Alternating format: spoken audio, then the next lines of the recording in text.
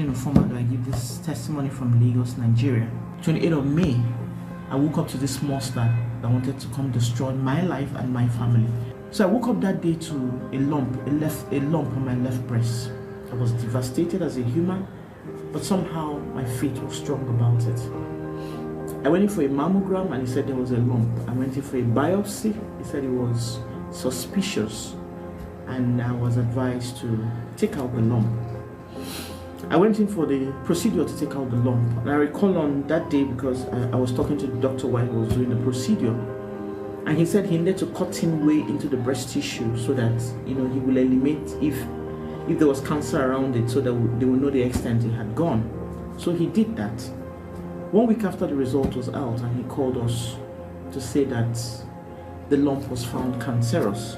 The doctor said at this point we need to take out the breast because the cancer has already entered into the breast. We had to leave the hospital and go get registered in a cancer center here in Victoria Island, Lagos.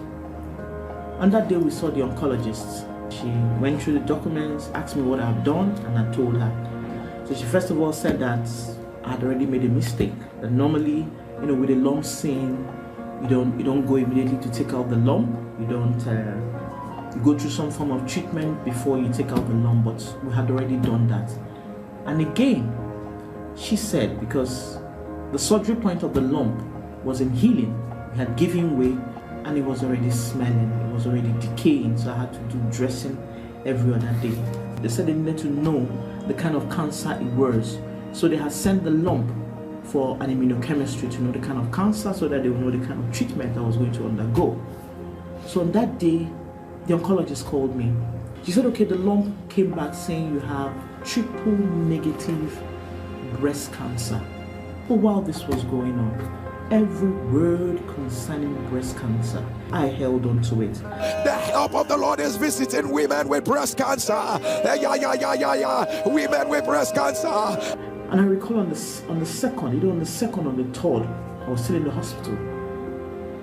Pastor Jerry said, you listening to me from that hospital bed, I sent angels to discharge you.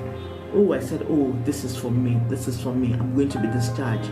I'm going to be discharged. And towards the end of that prayer, he said, you will no longer be called a cancer patient. I knew it was signed, sealed, and delivered. That was for me. I left the hospital the next day, and days after, I went back to the hospital. I saw the oncologist. She said she had been trying to reach me. The oncologist said I needed to go through a CT scan so that they would know how far the cancer had spread. And I said, okay. The next day, I went in for a CT scan. Before I went into the machine, I asked the technician if I could go in with my handband and my mantle. And she said, yes, she's also an Nsppd. And she echoed with me what God cannot do. And I said, does not exist. I went into the machine and I told Jesus to go with me. With the result the next day, I saw the surgeon. The surgeon looked at it, he smiled, he said, lucky you, madam, your chest is clear, your lungs are clear, every other part of your body is clear. We did a surgery on you and took out 10 lymph nodes just to be sure how it has spread. And the results shows no tumor is seen in the breast parenchyma and in the lymph nodes. And the conclusion said, no remnant tumor. Who would have done this? Jesus.